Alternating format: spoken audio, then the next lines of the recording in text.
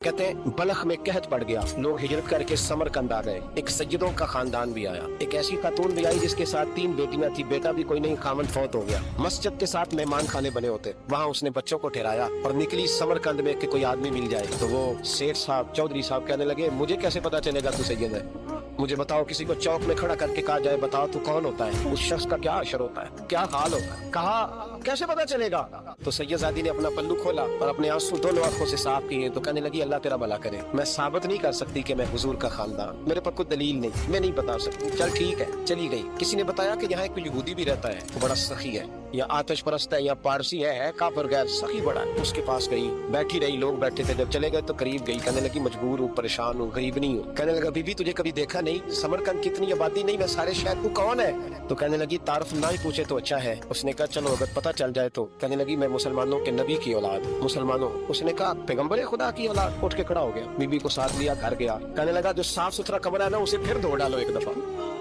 दफा फिर धो डालो। कमरा धुलाया, साफ कराया। फिर कहने लगा, बीबी मेरे बर्तन ज्यादा साफ सुथरे नहीं, मैं नए ना खरीद के ला दूं। फिर नए बर्तन लाया। फिर अपने बच्चों से कहने लगा, ऊंचा ना भूलना, सैयदा फातिमा की शहजादी आई, यहाँ कोई शख्स ऊंची बात ना करे। फिर कहने लगा, बीबी जो मेरा बिल्कुल तैयब और हलाल रिज़्क है ना, ये उसमें से लंगर है, लेकिन क्योंकि मैं गैर मुस्लिम हूँ, मुझे सलीके नहीं आते, जैसा तैसा भी हो ना, इसे कबूल कर लेना। खातून को कहने लगा, ये घर है, जब तक जी चाहे यहाँ रहना, पर देखना हो सके तो रात अपने नबी से सिफारिश करना, मेरा भी कोई मसला, मेरी भी कोई कबूलियत कहीं हो जाए। वो मुसलमान कहलाने वाला रात को सोया। कहते जन्नत सजी हुई है, लोग जन्नत में जा रहे हैं, लाइनें लगी हुई हैं, नबी पाक लोगों को जन्नत में भेज रहे हैं। मैं भी दौड़ के लाइन में लग गया, फरिश्ते ने मेरा बाजू पकड़ा, कहा पीछे हट। तो मैं दौड़ के हुजूर की बारगाह में गया, मैं हुजूर सारे जन्नत में जा रहे हैं, ये मुझे नहीं जाने देता। नबी पाक ने फरमाया, तू कौन है? या रसूलल्लाह मैं मुसलमान हूँ। कहते हुजूर मुझसे फरमाने लगे, कोई दलील है तेरे पास? दलील है कोई तेरे पास? मैं चुप कर गया। फरमाया, मेरी बेटी है, तेरे दरवाजे पर आ ही गई थी तो तू दलीलें पूछने लग गया था। मैं जा दौड़ जा। सवेरे आँख खुली तो गलियों में ढूंढता फिरता है, तलाश करता फिरता है,